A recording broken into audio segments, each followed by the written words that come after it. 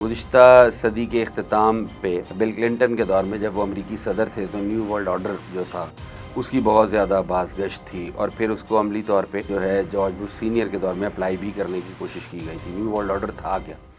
सिर्फ ये था कि अमेरिका दुनिया भर में जहाँ चूँकि तेल जो है ऑयल जो है वो इंडस्ट्रियल डेवलपमेंट के लिए बहुत ज़रूरी है और अमेरिका दुनिया भर में जहाँ भी ऑयल रिजर्व्स हैं उनके ऊपर कब्ज़ा करेगा। This was the simple one liner for the new world order. और उसके तहत इराक़ के ऊपर हमला करके इराक़ के ऑयल रिजर्व्स पे कब्ज़ा किया गया। उसके बाद ईरान को साइड लाइन किया गया और ये सिलसिला चलता रहा। अब जो ताज़ा तरीन सूरत हाल बनी है, वर्ल्ड ऑर्डर तो वही है, पैटर्न चूँकि वही है, इसलिए हम ये नहीं कह सकते कि न्यू वर्ल्ड ऑर्डर के अलावा कोई चीज़ है। लेकिन ये उसका जो है सीज़न 2 है। सीज़न 2 इस तरह है कि अमेरिकन जो प्रेसिडेंट हैं डोनाल्ड ट्रंप, उन्होंने कहा है कि वेनेजुएला के बाद क्यूबा, कोलंबिया, मैक्सिको इन सबको भी सरेंडर करना पड़ेगा। और सूरत हाल कुछ ये नज़र आ रही है कि लैटिन अमेरिका के सारे ममालिक जो हैं वो अब अमेरिका ही उनको चलाएगा वहाँ पे, जितनी भी हुकूमतें हैं। उसके बाद रद्द-ए-अमल के तौर पे चीन की बहुत ज़्यादा इन्वेस्टमेंट है इन मुल्कों में। मैक्सिको में काफ़ी इन्वेस्टमेंट है, वेनेजुएला में काफ़ी इन्वेस्टमेंट है। चीन ने जवाब ये दिया है, कहा है कि हम कानूनी रास्ता अपनाएंगे। अब कानूनी रास्ता देखें, इंटरनेशनल कोर्ट ऑफ जस्टिस या अक़वाम मुत्तहिदा ने तो कह दिया कि ये जो वेनेजुएला पे हुआ है ये गैर कानूनी है। ये इंटरनेशनल कोर्ट ऑफ जस्टिस भी अगर कोई फ़ैसला दे देती है वो उसको माने तो फिर है ना। मार्को रूबियो कहते हैं हम मानते ही नहीं किसी भी चीज़ को।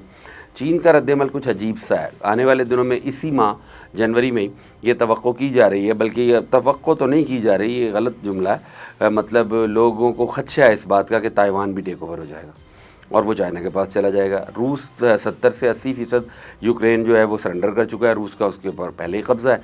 रूस यूक्रेन को टेक ओवर कर लेगा। दूसरी जानिब ईरान में मुज़ाहरे हो रहे हैं। ईरान की सिचुएशन काफ़ी अजीब-व-गरीब सी हुई हुई है। तो ये अजीब सा वर्ल्ड ऑर्डर है। पहले आपने 1947 में दूसरी जंग अज़ीम, 45 में दूसरी जंग अज़ीम जब ख़त्म हुई तो छोटी-छोटी नेशन स्टेट्स बनाई, उनके वसाइल लूट के खा गए आप।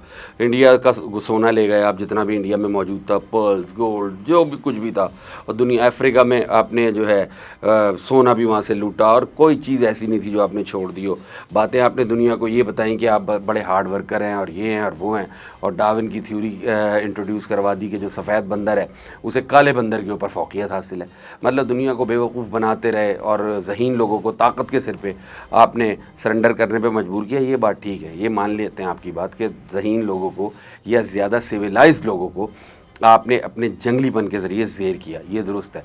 और अब फिर आप वही हरकतें कर रहे हैं। और हैरत अंगेज़ तौर पे 10,000 साल की तारीख़ है चाइना की, और 10,000, लेकिन चाइना की 10,000 साल की तारीख़ को बहुत ज़्यादा दरख्शां नहीं है। ये अगर इनकी जगह जैपनीज़ होते तो उनसे आप ये तवक्को कर सकते थे कि वो चूँकि तगड़े लोग हैं और दुनिया की सबसे ख़तरनाक कौम भी है, तो वो कर सकते हैं।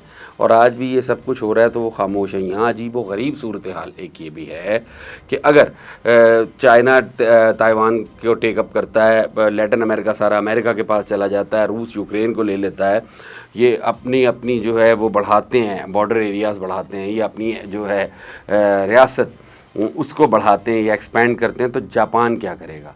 चूँकि जापान भी पिछले 10-15 साल के दौरान अपनी जो मिलिट्री माइट है उसको उसने दोबारा फोर्स किया है, दोबारा बनाया है, और उसने अपने न्यूक्लियर प्रोग्राम पे भी काम शुरू कर रखा है। अभी तक वो खामोश हैं, उमूमी तौर पे वो रहते खामोशी हैं, रद्द-ए-अमल देते हैं जहाँ ज़रूरी होता है। और अगर जापान कोई रद्द-ए-अमल देगा तो अमेरिका का तो वैसे ही दोस्त है, रूस के साथ भी उसकी कोई मुखालफत इतनी है नहीं, लेकिन चीन के लिए ही ख़तरनाक होगा। ये अब एक न्यू वर्ल्ड ऑर्डर सीज़न 2 आप बना रहे हैं, बैनुल-अक़वामी सतह पे बना लें। छोटे या कमज़ोर मुल्कों के ऊपर आप कब्ज़ा कर रहे हैं, कर लें, ऐसी कोई बात नहीं है।